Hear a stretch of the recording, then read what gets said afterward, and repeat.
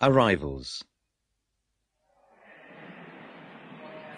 The train now standing at platform 5 will be the 10:25 to Exeter St David's, calling at Reading, Pewsey, Westbury and Taunton.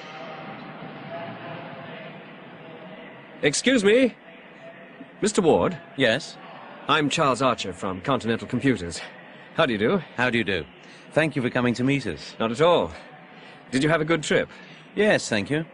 Oh, I'd like you to meet Philip Mason. He's our sales manager. How do you do? The train now standing at platform 3 is the 10:20 intercity service to Bristol.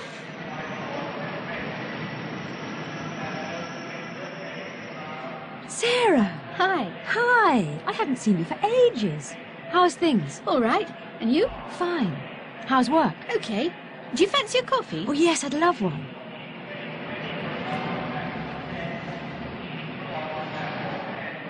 The train now arriving at platform 2 is the 9:12 from Oxford. Hello, Dorothy. Hello, Margaret. How are you? Very well, thanks. And you? Oh, I'm fine. How's the family? Well, they're all fine. My car's just outside the station. Shall I take one of your bags? Oh, yes. Thank you.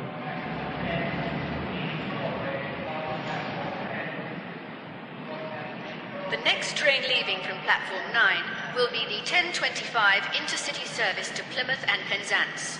The train will be divided at Plymouth. Passengers for stations to Penzance should take the front 6 carriages. Good morning. Good morning. Single to Exeter, please. £14.70, please. There you are. Thank you. What time's the next train? 10:25. Thank you. The train now arriving at platform 12 is the 7:10 from Swansea. Trains from Swansea are running approximately 15 minutes late due to maintenance work between Swansea and Cardiff. Hello there. I beg your pardon? Hello. How are you getting on? Fine, thank you. Sorry, do I know you? Yes, it's me, Nick Fowler. Sorry, I don't think I know you. Aren't you Harry Shiner? No, I'm afraid not.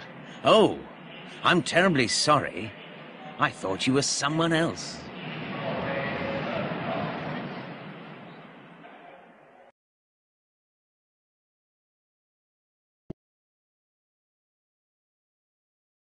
Is everything ready? This Is Your Life is one of the most popular programs on British and American television.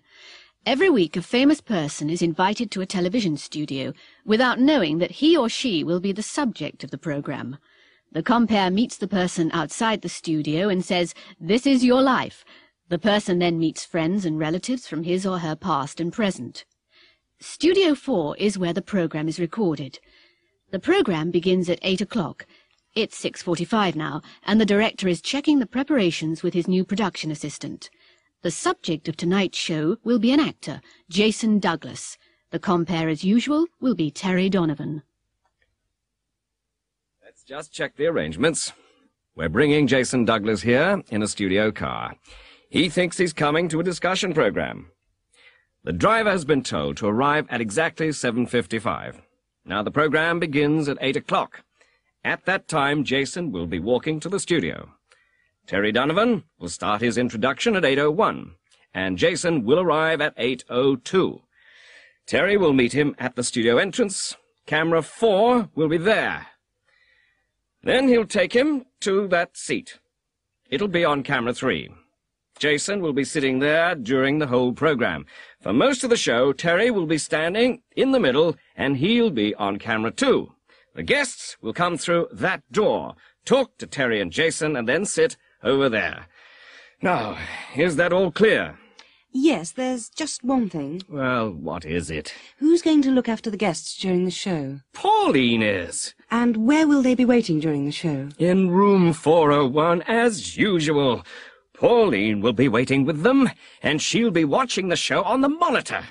She'll tell them 2 minutes before they enter. I think that's everything.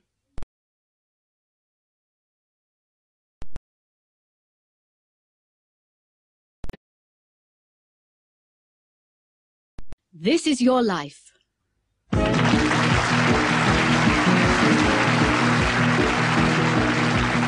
evening and welcome to This Is Your Life. This is Terry Donovan speaking. We're waiting for the subject of tonight's program. He's one of the world's leading actors, and he thinks he's coming here to take part in a discussion program. I can hear him now. Yes, here he is. Jason Douglas, This Is Your Life. Oh, no. I don't believe it. Not me. Yes, you. Now, come over here and sit down. Jason, you were born at number 28 Balaclava Street in East Ham, London, on July the 2nd, 1947. You were one of 6 children, and your father was a taxi driver. Of course, your name was then Graham Smith. Now, do you know this voice? I remember Jason when he was 2. He used to scream and shout all day. Susan! Yes, all the way from Sydney, Australia. She flew here specially for this program. It's your sister, Susan Fraser. Susan! Why didn't you tell me? Oh, this is wonderful. Yes, you haven't seen each other for 13 years. Take a seat next to him, Susan. You started school at the age of 5 in 1952, and in 1958 you moved to Lane End Secondary School. Do you remember this voice? Smith, stop looking out of the window. Oh, no! It's Mr. Hooper! Your English teacher, Mr. Stanley Hooper. Was Jason a good student, Mr. Hooper? Eh? No, he was the worst in the class. But he was a brilliant actor, even in those days. He could imitate all the teachers. Thank you, Mr. Hooper. You can speak to Jason later. Well, you went to the London School of Drama in 1966 and left in 1969. In 1973, you went to Hollywood. Do you know this voice? Hi, Jason. Can you ride a horse yet? Maria Montrose, who's come from Hollywood to be with you tonight. Hello, Jason. Oh, it's great to be here. Hello, Terry. Jason and I were in a movie together in 1974. Jason had to learn to ride a horse.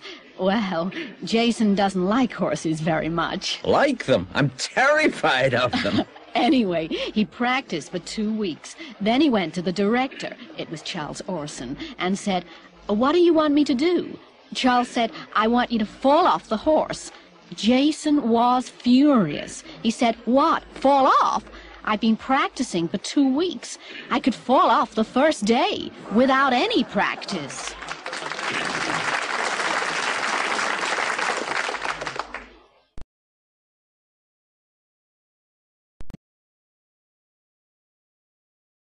The Monte Carlo Rally.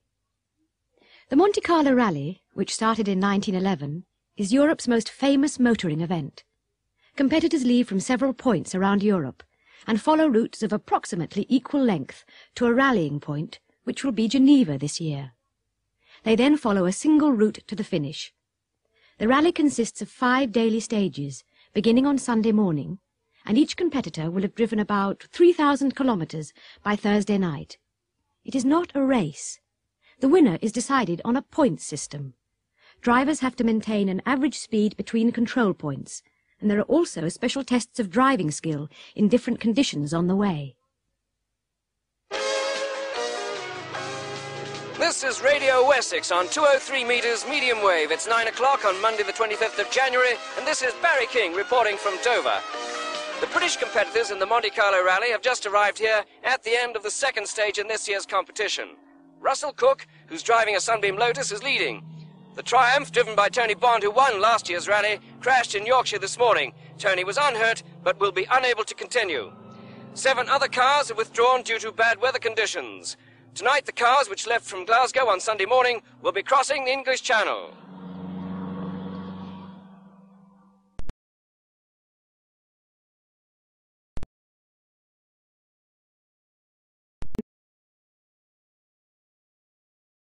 Out of work. In Britain, a lot of people are out of work.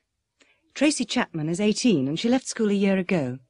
She lives in the northeast, an area of high youth unemployment. She hasn't been able to find a job yet. My dad just doesn't understand. He started working in a steel mill when he was 15. Things are different now, but he thinks I should start bringing home some money. Oh, I get my unemployment benefit, but that isn't much, and I'm fed up with queuing for it every Thursday. I hate having to ask me mum and dad for money.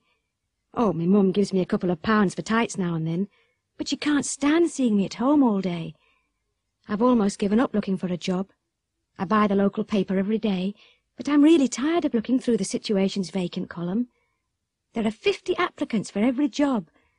I was interested in being a dentist receptionist because I like meeting people, but now I take any job at all.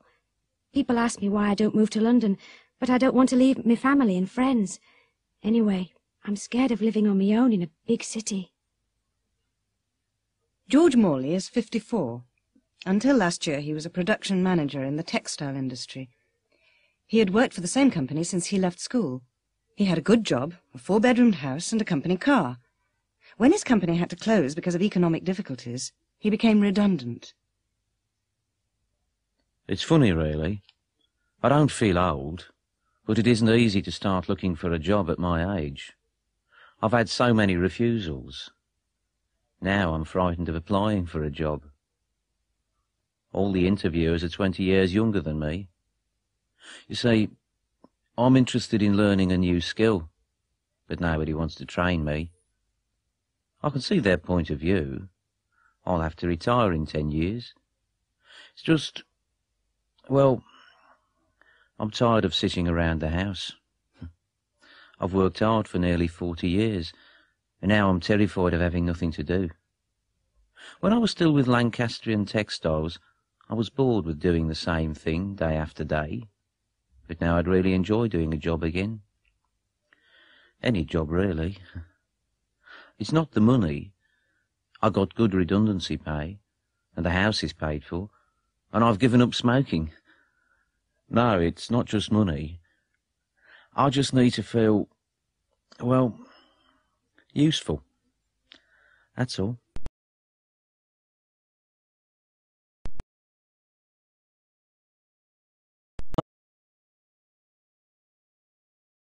Battle of Trafalgar Street.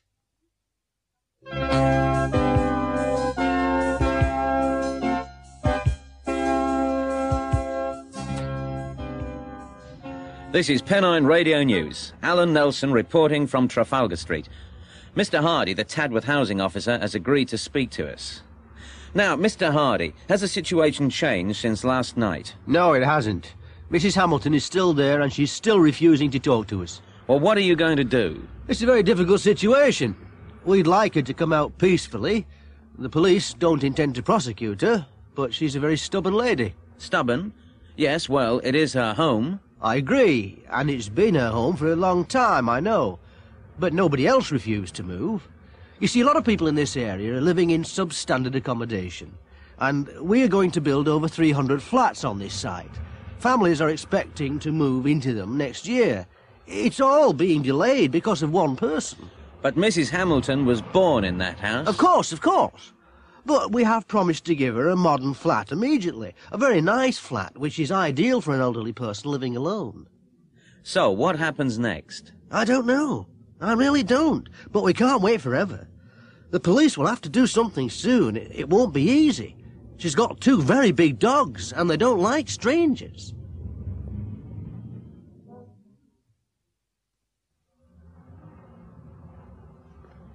We have also managed to arrange an interview with Mrs. Hamilton. She has decided to speak to us, but she has demanded to see me alone. Mrs. Hamilton. Who are you? I'm Alan Nelson, Pennine Radio News. Well, don't come any closer or I'll let the dogs out. Down, Caesar. Sit, boy. I'm sure our listeners would like to hear your side of the story. There's not much to say. I'm not moving.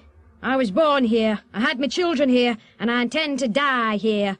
But the council really need to have this land, and they have arranged to provide a new flat for you. Oh, yes, I know. But I can't take me dogs with me.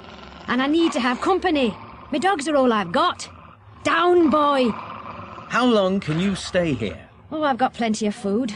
The council have threatened to cut off the water and electricity, but I'll be all right. Well, thank you, Mrs. Hamilton. And good luck. And you can tell the council from me, I want another house where I can keep me dogs, not a little flat in a bloody high-rise block.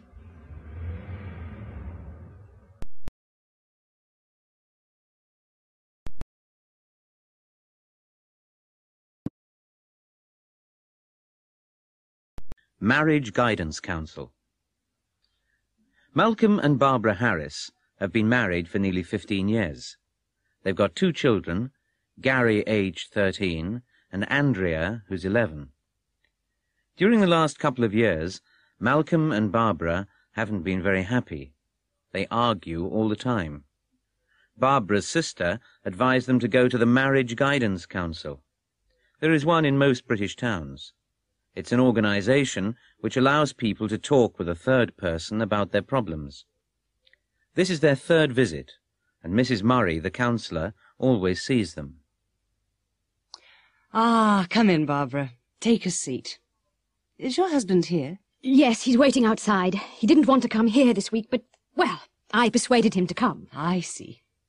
How have things been? Oh, much the same. We still seem to have rows all the time.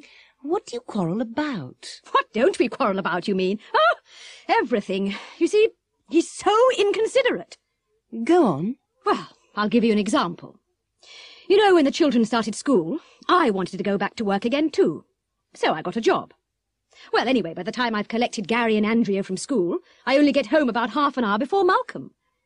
Yes? Well, when he gets home, he expects me to run around and get his tea. He never does anything in the house. And last Friday, he invited 3 of his friends to come round for a drink. He didn't tell me to expect them, and I'd had a long and difficult day. I don't think that's right, do you? Barbara, I'm not here to pass judgment. I'm here to listen. Sorry. And he's so untidy. He's worse than the kids. I always have to remind him to pick up his clothes. He just throws them on the floor. After all, I'm not his servant. I've got my own career. Actually, I think that's part of the trouble. You see, I earn as much money as he does. Malcolm, I'm so glad you could come. Hello, Mrs. Murray. Well, I'll be honest, Barbara had to force me to come, really. Does it embarrass you to talk about your problems? Yes, it does. But I suppose we need to talk to somebody. Barbara feels that you resent her job. I don't know. I would prefer her to stay at home, but she's very well qualified, and I encouraged her to go back to work. Now the kids are at school, she needs an interest, and I suppose we need the money. How do you share the housework? I try to help. I always help her to wash up, and I help Gary and Andrea to do their homework while she does the dinner. But she doesn't think that's enough. What do you think? I'm not here to give an opinion, Malcolm. I think we're both too tired, that's all. In the evenings, we're both too tired to talk. And Barbara, she never allows me to suggest anything about the house or about the kids. We always have the same arguments. She's got her own opinions, and that's it. Last night we had another row. She's forbidden the kids to ride their bikes to school. Why? She thinks they're too young to ride in the traffic, but I think they should. She always complains about collecting them from school. But you can't wrap children in cotton wool, can you?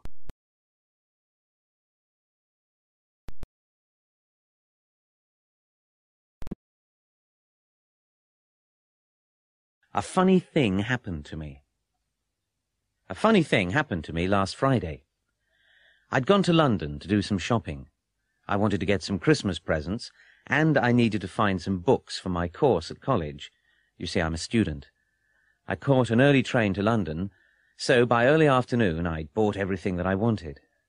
Anyway, I'm not very fond of London, all the noise and traffic, and I'd made some arrangements for that evening. So I took a taxi to Waterloo Station. I can't really afford taxis, but I wanted to get the 3:30 train. Unfortunately, the taxi got stuck in a traffic jam, and by the time I got to Waterloo, the train had just gone. I had to wait an hour for the next one. I bought an evening newspaper, The Standard, and wandered over to the station buffet. At that time of day, it's nearly empty, so I bought a coffee and a packet of biscuits, chocolate biscuits. I'm very fond of chocolate biscuits. There were plenty of empty tables, and I found one near the window. I sat down and began doing the crossword. I always enjoy doing crossword puzzles. After a couple of minutes, a man sat down opposite me. There was nothing special about him, except that he was very tall. In fact, he looked like a typical city businessman. You know, dark suit and briefcase. I didn't say anything, and I carried on with my crossword. Suddenly, he reached across the table, opened my packet of biscuits, took one, dipped it into his coffee, and popped it into his mouth. I couldn't believe my eyes. I was too shocked to say anything. Anyway, I didn't want to make a fuss, so I decided to ignore it. I always avoid trouble if I can. I just took a biscuit myself and went back to my crossword. When the man took a second biscuit, I didn't look up and I didn't make a sound. I pretended to be very interested in the puzzle. After a couple of minutes, I casually put out my hand, took the last biscuit, and glanced at the man. He was staring at me furiously. I nervously put the biscuit in my mouth and decided to leave. I was ready to get up and go when the man suddenly pushed back his chair, stood up, and hurried out of the buffet. I felt very relieved and decided to wait 2 or 3 minutes before going myself. I finished my coffee, folded my newspaper, and stood up. And there, on the table where my newspaper had been, was my packet of biscuits.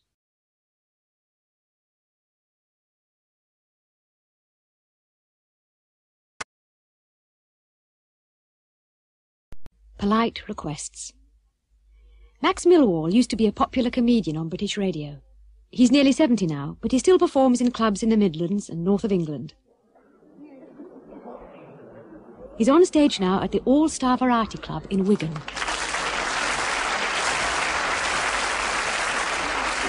Well, good evening, ladies and gentlemen, and others. It's nice to be back in Wigan again. Well, I have to say that. I say it every night. I said it last night. The only trouble was that I was in Birmingham. I thought the audience looked confused. Actually, I remember Wigan very well indeed, really. You know, the first time I came here was in the 1930s. I was very young and very shy. Thank you, Mother. No, you can't believe that, can you? Well, it's true. I was very young and very shy. Anyway, the first Saturday night I was in Wigan, I decided to go to the local dance hall. You remember the old Majestic Ballroom in Withenshaw Street? There's a multi-storey car park there now. It was a lovely place, always full of beautiful girls. The ballroom, not the car park. Of course, most of them are grandmothers now. Oh, you were there too, were you, love? I was much too shy to ask anyone for a dance, so I sat down at a table and I thought I'd watch for a while. You know, see how the other lads did it. At the next table, there was a lovely girl in a blue dress. She'd arrived with a friend, but her friend was dancing with someone. This bloke came over to her. He was very posh, wearing a dinner jacket and a bow tie. Well, he walked up to her and said, "Excuse me, may I have the pleasure of the next dance?" She looked up at him. She had lovely big blue eyes and said, "Eh? What did you say?" So he said, "I wonder if you would be kind enough to dance with me. If you don't mind." No, thank you very much," she replied. A few minutes later, this other chap arrived. He had a blue suit, a nice tie, a little moustache. He gave her this big smile and said, "Would you be so kind as to have the next dance with me?" "Pardon?" she said. I thought to myself, she's a bit deaf, or maybe she hasn't washed her ears recently. "Would you mind having the next dance with me?" he said, a bit nervously this time.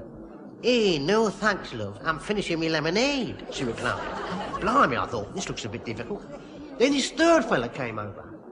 He was very good looking, you know, black teeth, white hair. Sorry, I mean, white teeth, black hair. "May I ask you something?" he said, ever so politely. "If you like," she answered. Could I... No, might I have the next dance with you?" "Oh, sorry," she said. "My feet are aching. I've been standing up all day at the shop." By now I was terrified. I mean, she said no to all of them. Then this fourth character thought he'd try. "Would you like to dance?" he said. "What?" she replied. She was a lovely girl, but I didn't think much of her voice. "Do you want to dance?" he said. She looked straight at him. "No," she said. "That's all." "No." Well, I decided to go home. I was wearing an old jacket and trousers, and nobody would say that I was good looking. Just as I was walking past her table, she smiled. "Dance?" I said. "Thank you very much," she replied. And that was that. It's our 40th wedding anniversary next week.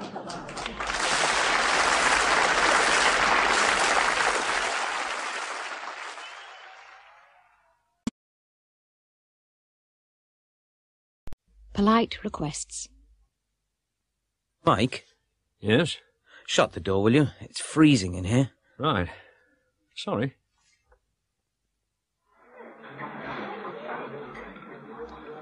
Karen, Yes? lend me 20p. I left my purse in the office. Oh, OK. Here you are. Thanks.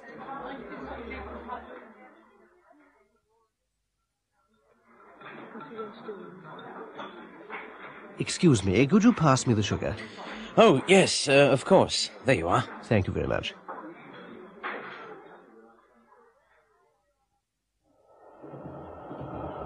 Can I help you? Oh, thank you. Would you mind putting my case on the rack? Not at all. Oh, there you are. Oh, thank you so much. You're very kind.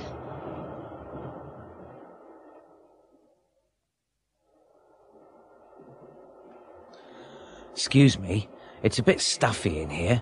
Do you mind if I open the window? No, no, I don't mind at all. I feel like some fresh air too.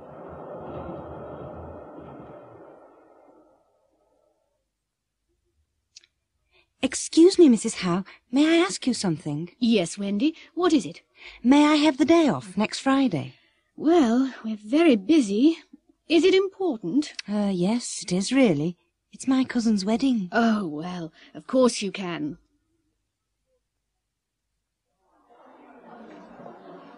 Can I help you, sir? I beg your pardon? Can I help you, sir? Oh, no. No, thank you. I'm just looking.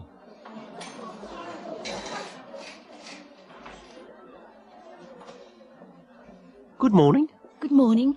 I wonder if you can help me. I'm trying to find a Christmas present for my father.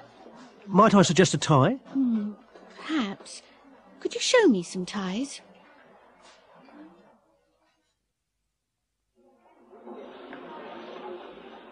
Excuse me. Yes? I wonder if you'd be kind enough to get me one of those tins on the top shelf. I can't reach it. Certainly. There you are. Thank you very much indeed.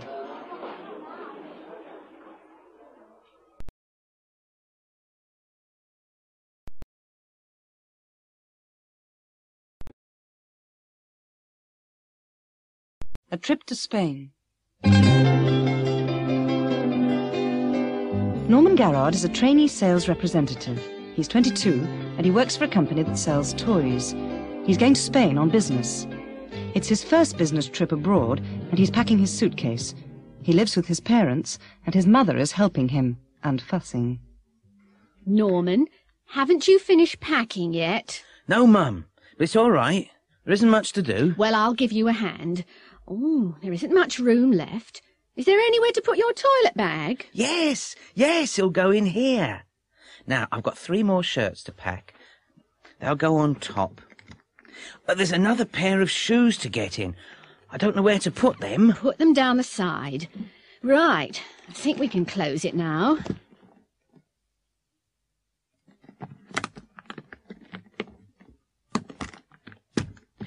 Right, where's the label? Which label, dear? The airline label to put on the suitcase.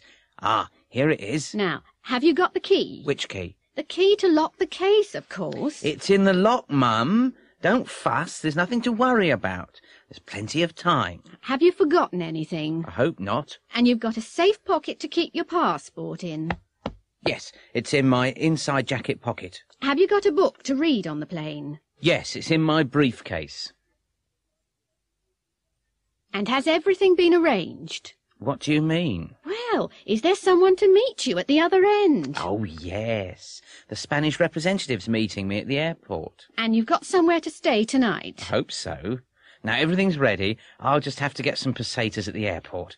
I'll need some small change to tip the porter, but that's all. Well, have a good trip, dear, and look after yourself. Thanks, Mum. Oh, I nearly forgot. Here are some sweets to suck on the plane. You know, when it's coming down. Oh, Mum! Don't worry. I'll be all right, really. I'll see you next week.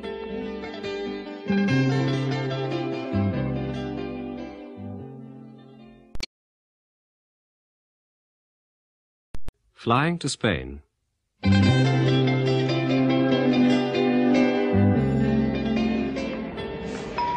This is the last call for the 12 o'clock British Airways flight BA412 to Amsterdam. Would passengers for this flight please proceed without delay to gate 17?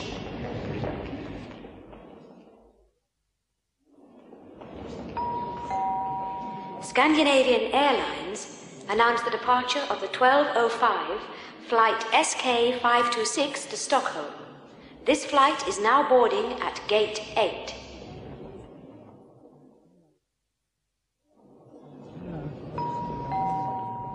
Would passengers for the 12:10 Iberia flight IB 341 to Madrid please go at once to Gate 16, where this flight is now boarding.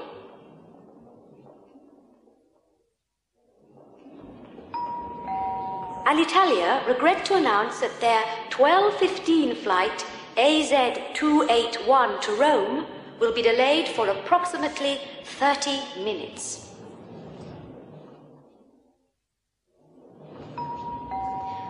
Olympic Airways announced the departure of the 12:30 flight OA260 to Athens. Would passengers on this flight please proceed to Gate 19? This is a call for Mr. Gaston Meyer. Would Mr. Gaston Meyer, travelling on the 12:45 Sabina flight SN 604 to Brussels, report to the airport information desk, please?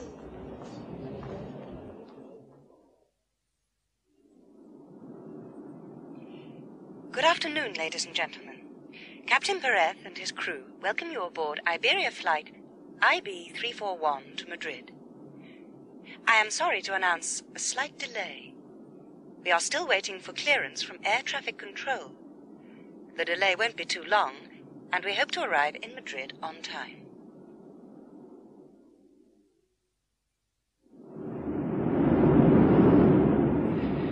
This is your captain speaking.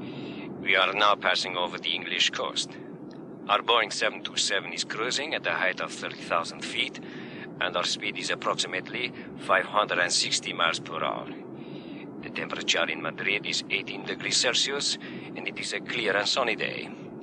We expect to pass through some slight turbulence, and would recommend passengers to remain in their seats and keep their belts fastened.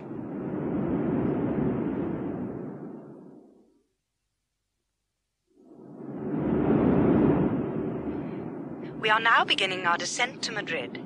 Would passengers please make sure that their seatbelts are fastened and extinguish all smoking materials.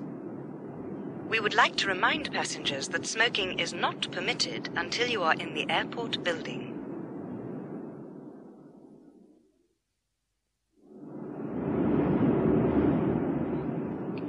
We hope you had a pleasant and enjoyable flight.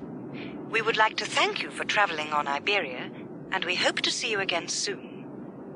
Would passengers please remain seated until the plane has come to a complete stop and the doors have been opened.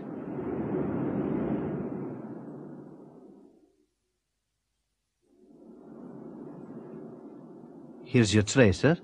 Oh, thank you. Would you like something to drink? Yes, please. Some red wine. That's 100 pesetas. Thanks. Can I pay in British money? Of course. You needn't pay now, I'll collect it later.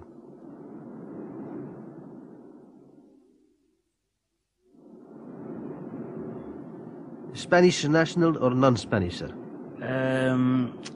I'm British. Would you mind completing this landing card, sir? Right, thank you.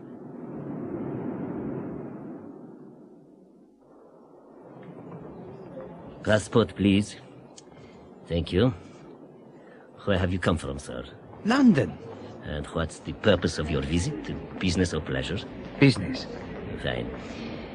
And how long will you be staying here? Just for 5 days. Thank you, Mr. Garrad. I hope you enjoy your visit.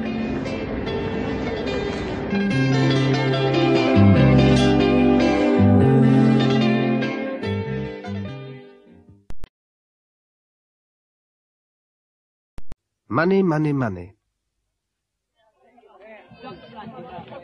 Excuse me, Yes, miss.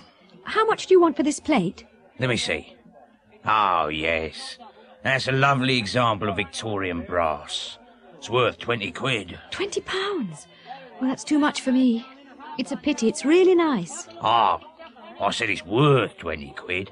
I'm only asking 15 for it. £15? Yes, it's a real bargain. Oh, I'm sure it is. But I can't afford that. Well, look, just for you, I'll make it 14 quid. I can't go any lower than that. I'll give you 10. 10? Come on, love. You must be joking. I paid more than that for it myself. 14. It's worth every penny. Well, perhaps I could give you 11. 13. That's my final offer. 12. 12.50. All right, 12.50. There you are, love. You've got a real bargain there. Yes, thank you very much.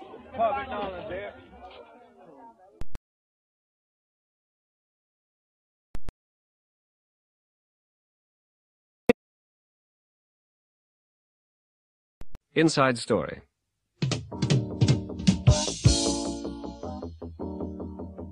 This is IBC News. Julian Snow, the missing Daily News reporter, was interviewed this morning by Dominic Beale of IBC News in Mandanga.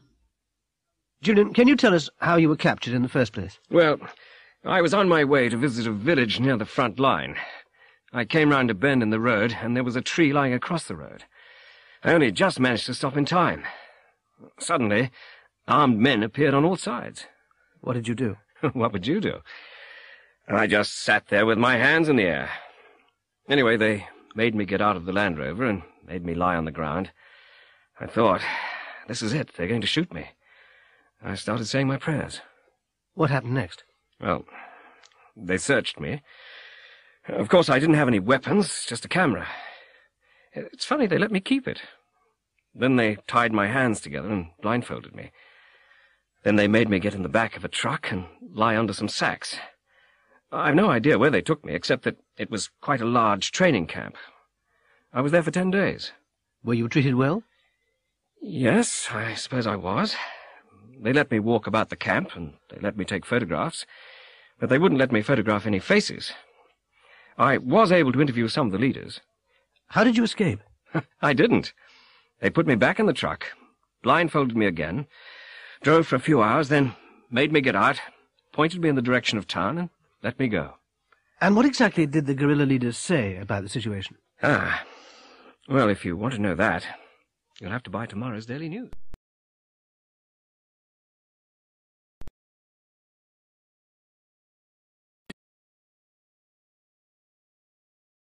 Preferences.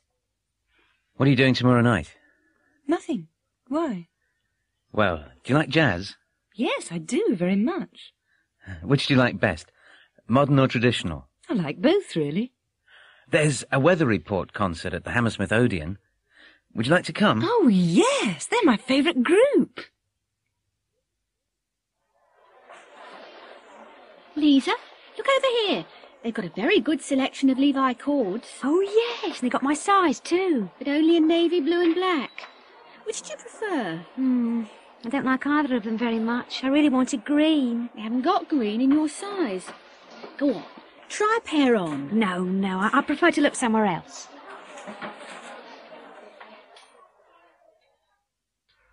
Have you decided yet? What do you want to see? A Moment of Peace is on at the Continental. I'd like to see that. Would you really? Oh, I'd rather see War in Space. Oh, no. The reviews were terrible. I know, but it sounds fun. A Moment of Peace is in French, and I'd rather not have to read subtitles. Then how about California Sunset? I'd rather not. I can't stand Steve Newman. Well, you choose. I don't fancy any of them. I'd much rather stay in and watch TV. What do you fancy? I don't know. There isn't much choice, is there? No, there isn't really. What would you rather have? Steak and kidney or place? Can't make up my mind. I'd rather have a hamburger. We can ask for the full menu if you like. No, it's not worth it. I'll have the place.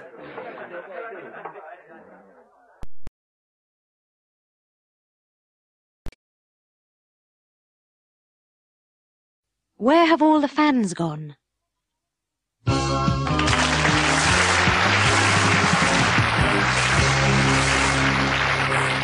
Good evening and welcome to the Michael Parkhurst Talkabout. In tonight's Talkabout, we're looking at the problem of soccer's missing millions. Since 1950, attendance at football matches has fallen by nearly 50%. Many clubs are in financial trouble, and tonight we hope to identify the major causes and discuss some possible solutions. First of all, we'll hear from one of soccer's lost millions, Mr. Bert Woods from London, who used to be a regular Chelsea supporter.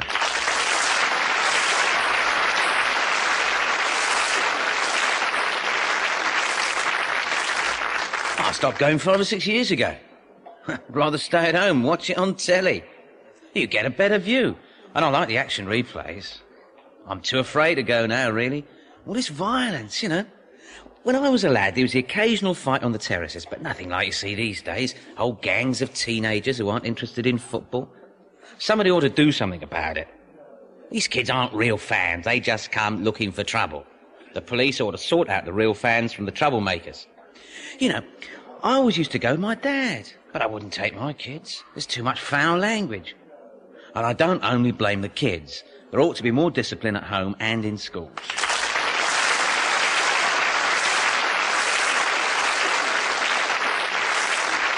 Thank you, Mr. Woods. Let's go over to Brian Huff, the manager of Eastfield United, one of our most successful clubs. Brian?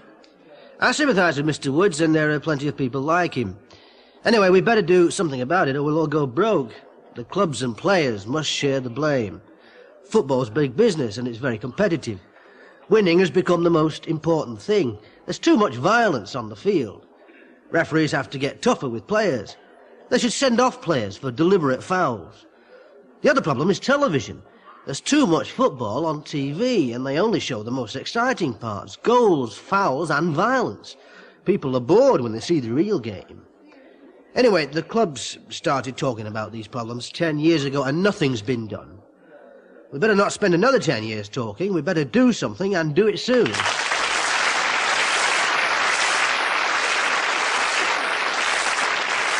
Our next guest is a young fan, Kevin Dolan, a Manchester United supporter who is 16 years old.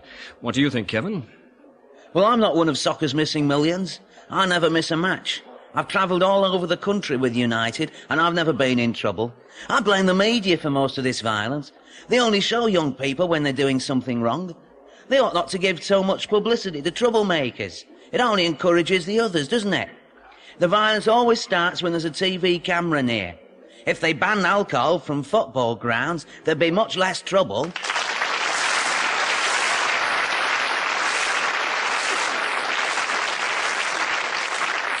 Thank you, Kevin. Our last speaker is Jimmy McTavish, the ex-Scotland striker, who has just returned from the United States after spending 2 years with Miami Galaxy. Well, Jimmy, what ought we to do? I agree with a lot of what's been said, Michael, but hadn't we better look at some solutions? I've been playing in the States for the last 2 seasons, and I haven't seen any violence over there. A football match is a day out for the family. More than half the supporters are women and children, and there are much better facilities. Everybody gets a comfortable seat. There are good restaurants and there's entertainment before and after the game and at half-time. Football stadiums are old, cold and dirty over here. We'd better take a good look at American soccer. I think we've got a lot to learn. Entertainment is what football is all about and we'd better not forget it.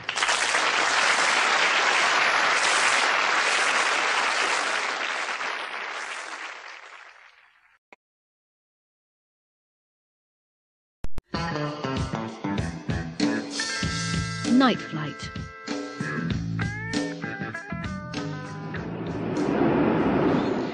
This is Captain Cook speaking. Our estimated time of arrival in Brisbane will be 1 a.m., so we've got a long flight ahead of us. I hope you enjoy it. Our hostesses will be serving dinner shortly. Thank you.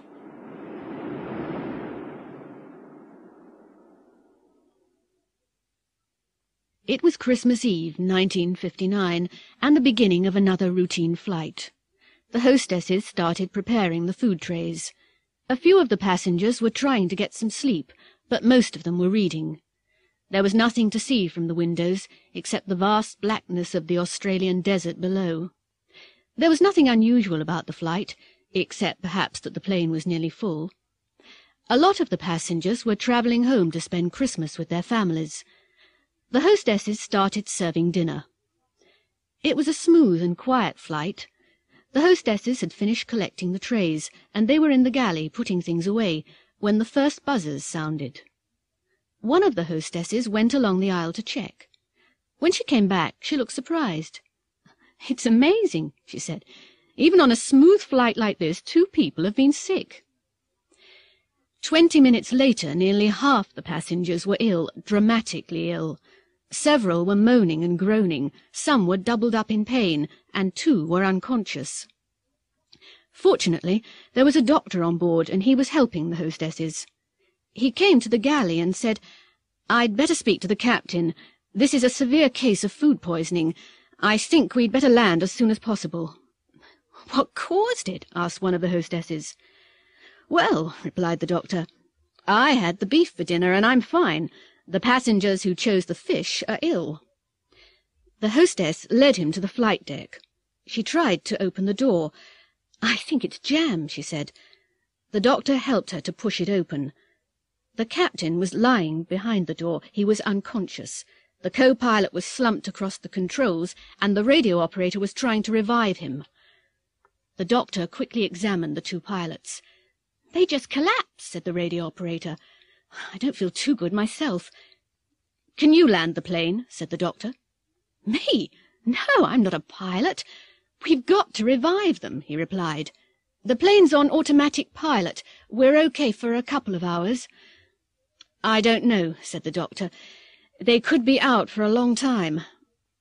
"I'd better contact ground control," said the radio operator.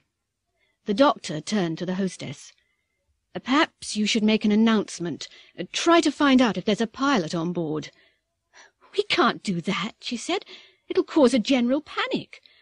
"Well, how the hell are we going to get this thing down?" said the doctor.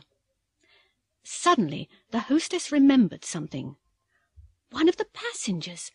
I overheard him saying that he'd been a pilot in the war. I'll get him." She found the man and asked him to come to the galley. "Didn't you say you used to be a pilot?" she asked.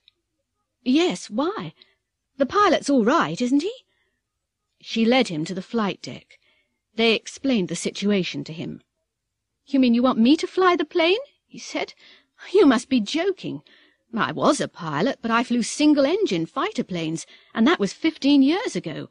This thing's got 4 engines. Isn't there anybody else?" he asked. "I'm afraid not," said the hostess. The man sat down at the controls.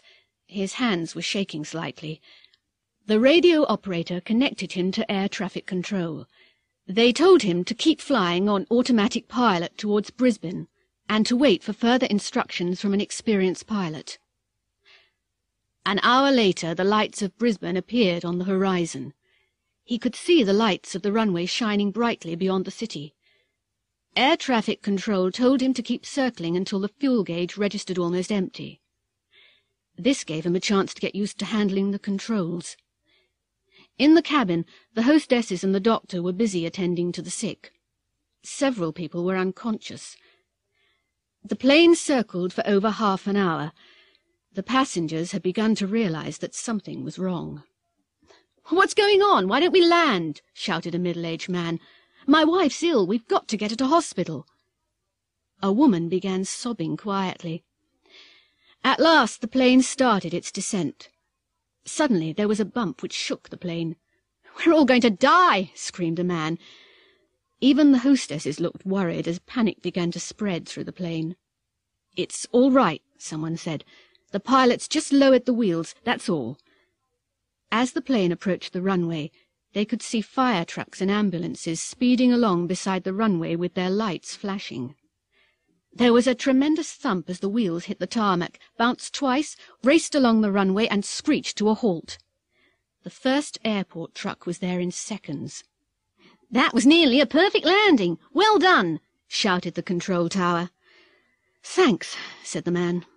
"Any chance of a job?"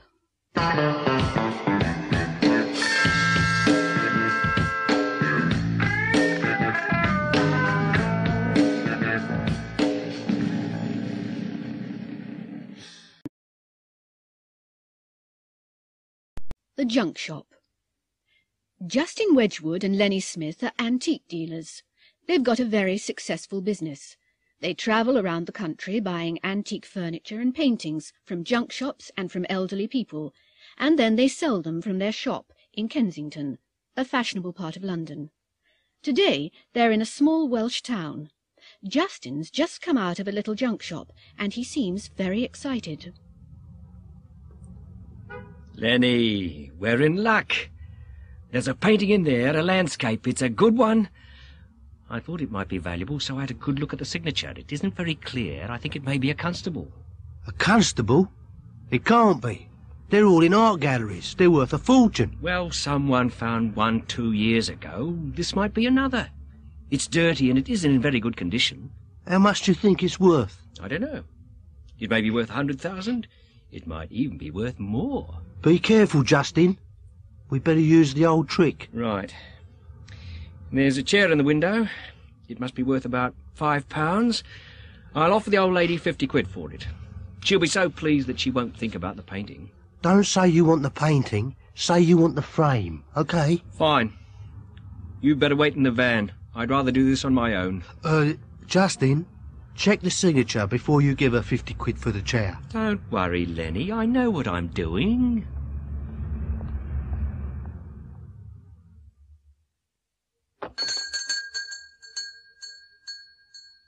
I'll be with you in a minute. Now, hello. I'm interested in that chair in the window. What? That doll thing?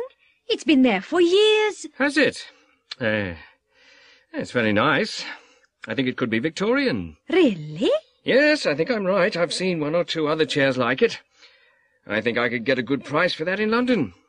I'll offer you, £50. 50? You must be mad, man. No, it's a fair price. Well then, it's yours. There you are, then. £50. Goodbye. Oh, by the way, that painting's in a nice frame. It's a nice picture, dear. Early 19th century, I've heard. Oh, no, it can't be. I've seen lots like it. It must be 20th century. There's no market for them. Still, I could use the frame. All right. How much will you give me for it? How about £20? Oh, no, dear. It must be worth more than that. It came from the big house on the hill. Did it? Let me have another look at it. Yes, the frame is really nice. I'll give you 100. Oh, dear. I don't know what to do. You see, I like that painting myself. All right. 120. That's my final offer. Shall we say 150? Okay, it's a deal. Shall I wrap it for you? No, I've got the van outside. It was nice doing business with you. Goodbye. Bye-bye, dear. Thank you. Owen! Yes, my love? I've sold another of your imitation constables. You'd better bring another one downstairs. If the paint's dry. The gentleman who bought it seemed very pleased with it.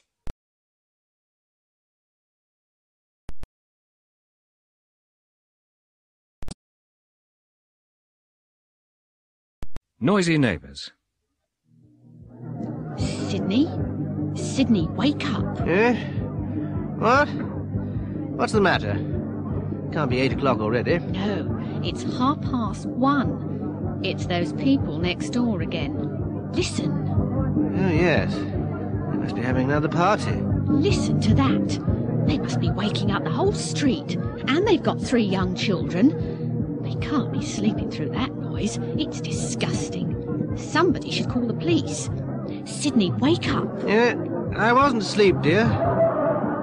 They're all laughing. They must be having a good time. They never invite us, do they?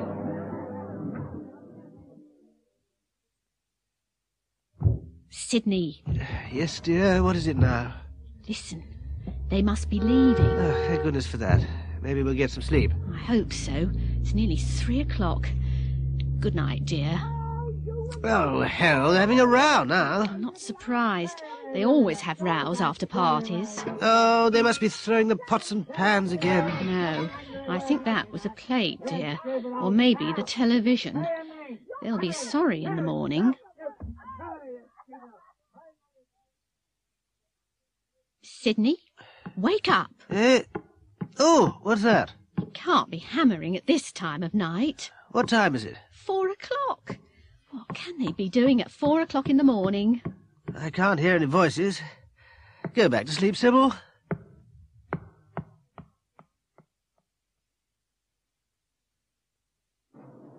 Sydney, listen. There's someone in the garden next door. It must be the milkman. No, it can't be. It's too early. It's only 4:45. Who could it be? You'd better have a look. All right. Oh, it's Mr. Sykes. And he's carrying a spade. Oh, no. You don't think he's killed her, do you? Well, we haven't heard her voice for a while. You know she's probably sleeping. But what can he be doing at this time of night? If he has killed her, he might be burying the body. What? You don't think so, do you? Well, he can't be planting potatoes, can he? I suppose you'll want me to phone the police. No. Ask him what he's doing first.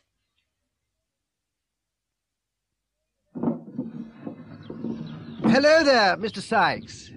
You're up early this morning? I haven't been to bed yet. We had a party last night.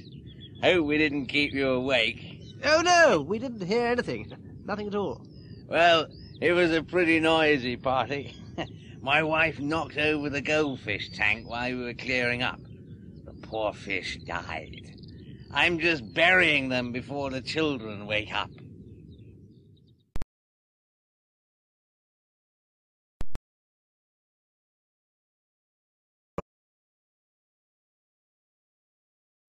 You're in the army now. It's Saturday afternoon at Botherington Army Camp. The new recruits are supposed to be working, but they aren't. The colonel's away today and they're lazing around in the barracks. The sergeant major has just opened the door. He's brought the duty roster with him, so he knows exactly what each of them should be doing.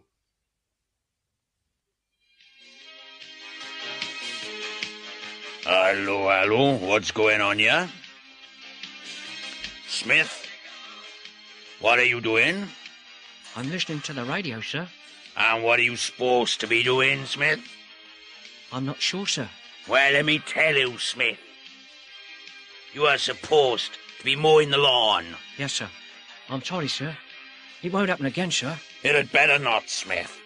And when I come back, Smith, you better be mowing that grass. Do you understand? Yes, sir. This isn't a holiday camp. You're in the army, you know.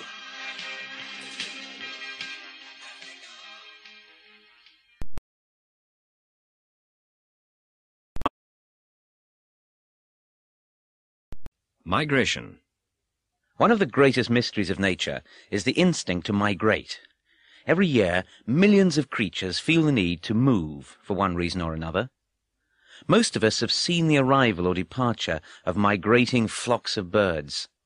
Migration, however, is not confined to birds, but can be seen in reptiles, for example, turtles, frogs, insects, butterflies, locusts, fish, eels, salmon, tunny, and mammals, reindeer, seals, lemmings, whales, bats. Many of these creatures succeed in navigating over long distances. How exactly they manage to do this still remains a mystery. There are several possibilities.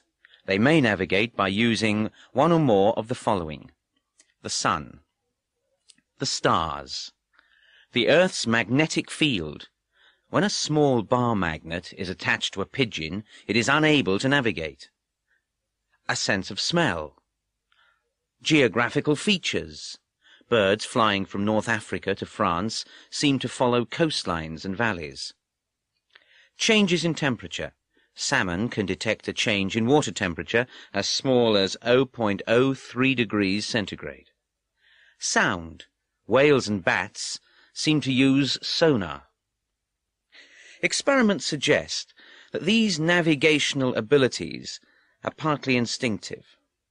In one famous experiment, a young seabird from the island of Stockholm off the Welsh coast was taken across the Atlantic by plane to Boston, 5,100 kilometres away. It was released and was back in its nest 12.5 days later.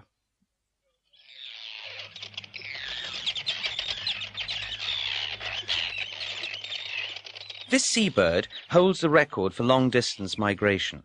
Arctic tern breed in northern Canada, Greenland, northern Europe, Siberia and Alaska. In late August, they set off on a 17,500 kilometre journey, which takes them south, past the west coasts of Europe and Africa, to the tip of southern Africa, 14,000 kilometres in 90 days. They then fly round to the Indian Ocean and down to Antarctica, where they spend the Antarctic summer. On the way back, they sometimes make a complete circuit of Antarctica before returning to their breeding grounds. The round trip is over 35,000 kilometres in 8 months, 240 kilometres a day when they're flying. The Arctic tern sees more hours of daylight than any other creature, because it experiences 2 summers a year, one in the Arctic region and one in the Antarctic. These regions have almost constant daylight in summer. One tern, which was ringed in Norway as a chick, died in exactly the same place 27 years later. Presumably, it had made the journey 27 times. European freshwater eels, which look like snakes but are really fish, begin and end their lives in the Sargasso Sea, southeast of Bermuda. As eggs and larvae, they drift for 3 years towards Europe, changing both shape and colour as they reach the freshwater estuaries of European rivers. They spend the next 9 to 19 years in rivers, streams, lakes and ponds. As they approach old age, they seem to have an unexplained compulsion to return to the Sargasso Sea to breed. Many eels which have found their way into ponds and lakes come out of the water and travel overland, gliding through damp grass. When they reach the sea, they make their way to the Sargasso, where they breed and die. No eels make the journey twice. The eel has an acute sense of smell, which is used for navigation in local waters, but inherited memory seems the only explanation for their migration to the Sargasso. The brown lemming is a small mammal, 10 to 18 centimetres long, found all over northern Canada, Scandinavia, and northern Russia. Lemmings usually make short annual migrations in spring, travelling by night and feeding and sleeping by day. Every 3 or 4 years, however, they make much longer migrations in large numbers. The lemming population seems to change over a 3 or 4 year cycle, from 1 lemming per 4 hectares to between 400 and 700 lemmings per 4 hectares.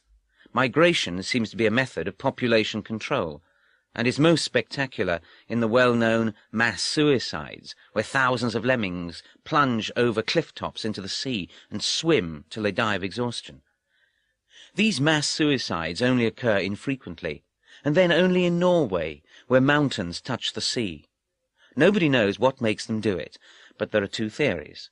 One is that migrating lemmings cross rivers and lakes and can't tell the difference between a river and the sea. The other, more interesting theory is that they are migrating towards ancient breeding grounds, which existed beneath the North Sea millions of years ago, when the sea level was lower.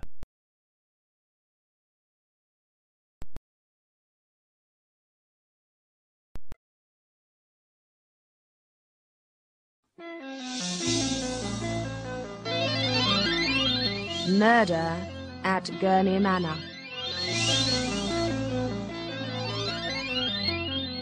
Lord Gurney was found dead on the library floor of his country house in Norfolk. He had been shot 5 times. The police have been called. There are 6 people in the house, and they all heard the shots at about 9 o'clock. The police have taken statements and made the following notes about each of the 6 people. I was in my room. My bedroom's on the ground floor because I can't walk. I was reading. I heard the shots. There were 4 or 5. I wheeled myself into the hall. The door of the library was open. Miss Mart was standing in the doorway, screaming. Gillespie was standing at the French windows. The gun was on the floor by the body. I was in the drawing-room, writing some letters, job applications, actually. I heard the shots, ran across the hall. The library door was open. Poor dear Horace was lying in a pool of blood. I started screaming. Gillespie came in through the French windows. They were opened. Then Lady Agatha arrived. She didn't say a word. She just stared at me. I was in the billiard room.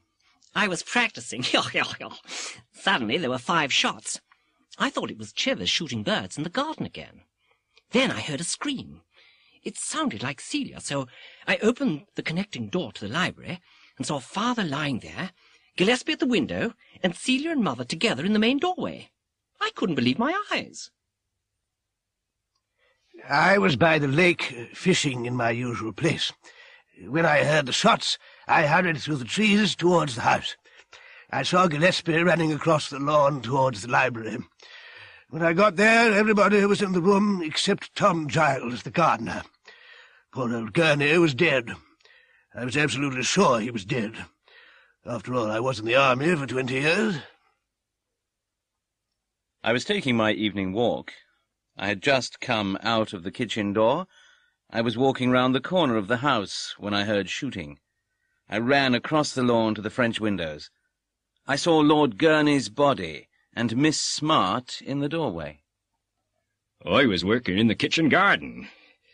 I heard shots, but that's not unusual around here. Lord Gurney and the Major are very fond of shooting. And I heard lots of screaming and shouting, so I went into the house through the kitchen door to see what was happening. They were all there. I wasn't sorry. He deserved it. Everybody hated him.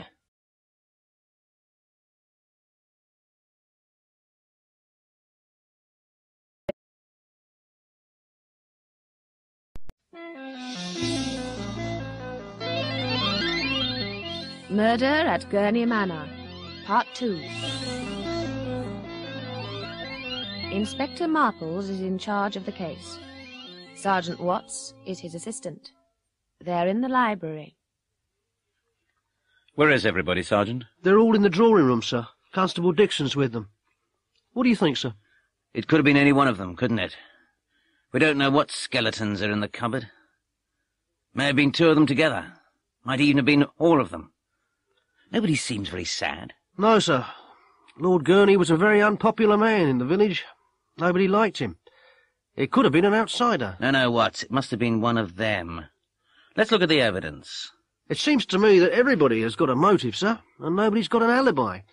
They all say they were alone when it happened. Yes, and there are no fingerprints on the gun. It couldn't have been her, sir. Why not, Watts? Well, she's in a wheelchair. She can't move very fast. Anyway, they've been married for 35 years. Can't have been her. Most murders are inside the family, Watts, and there is a door between her room and the library. Oh, yes, sir. But it was locked. Doors have keys, Watts. But why would she want to kill him? Miss Smart's a very attractive young woman. We don't know what was going on. She could have been jealous. But, sir, he was over 60. He was old enough to be her father. Ah, well, Watts, he was a good-looking man and very rich. What about the Major, Watts? He's a strange fellow. I've been thinking about that. It can't have been him, sir. Really? Why not? Why would he need to fire 5 times? He was an army pistol champion. He could have killed him with one shot. Maybe he did, Watts. Maybe he did. I don't understand, sir. There are a lot of things you don't understand, Watts. Perhaps he's more clever than he looks. But there's no motive, sir. There may have been. I mean, there was that scandal with the property company.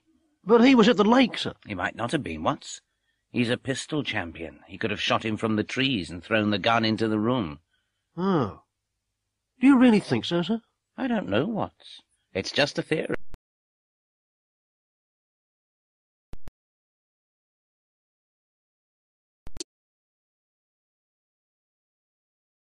Making a complaint. Good morning, miss. I'd like to speak to the manager. I am the manager, sir. How can I help you? Oh, really? It's this radio. It doesn't work. Did you buy it here? Pardon? Of course I bought it here. Look, you switch it on, and nothing happens. Could I see your receipt? Receipt? I haven't got one. Oh, you should have obtained a receipt when you bought it. I probably did. I must have thrown it away.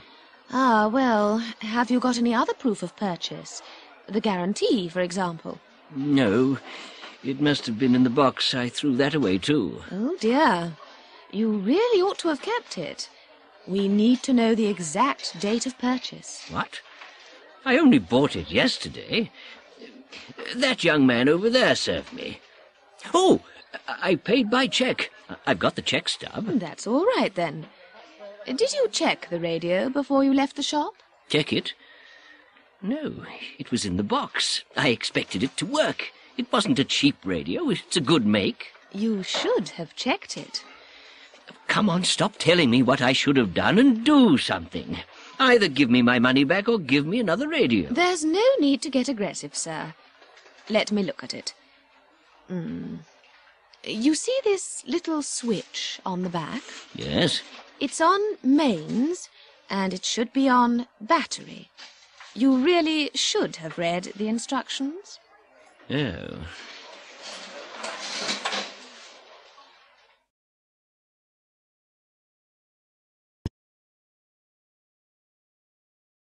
The Mary Celeste.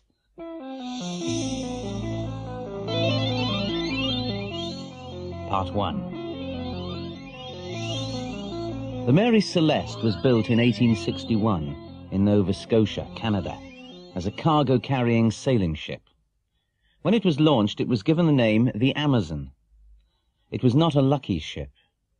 The first captain died a few days after it was registered, and on its first voyage in 1862, it was badly damaged in a collision. While it was being repaired in port, it caught fire. In 1863, it crossed the Atlantic for the first time, and in the English Channel, it collided with another ship, which sank. The Amazon was badly damaged itself. 4 years later, in 1867, it ran aground on Cape Breton Island off the Canadian coast. The ship was almost completely wrecked and had to be rebuilt.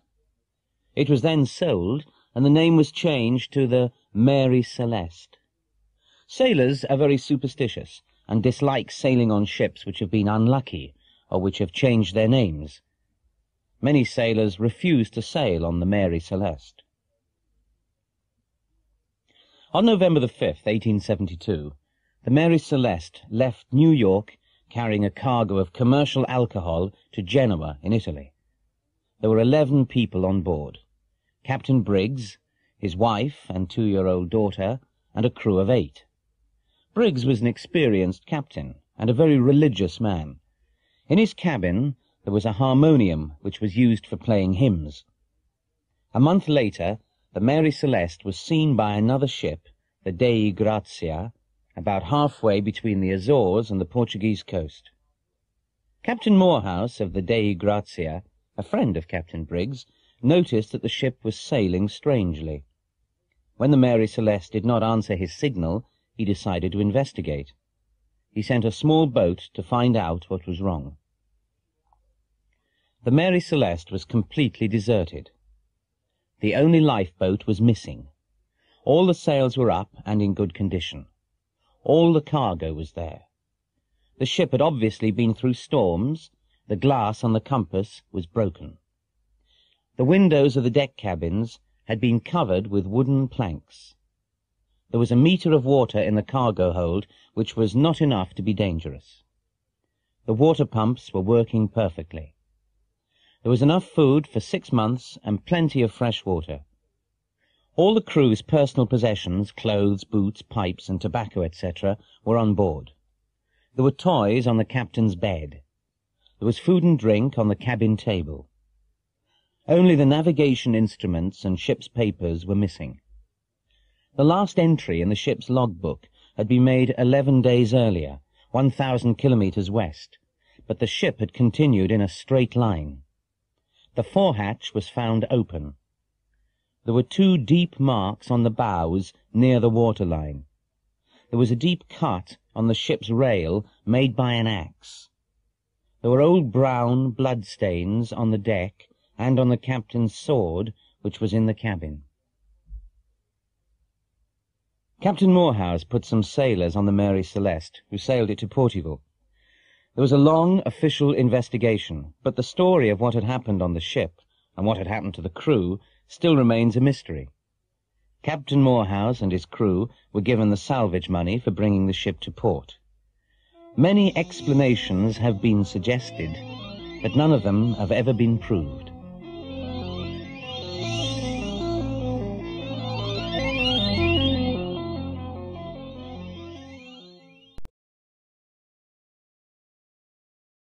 The Mary Celeste, Part 2.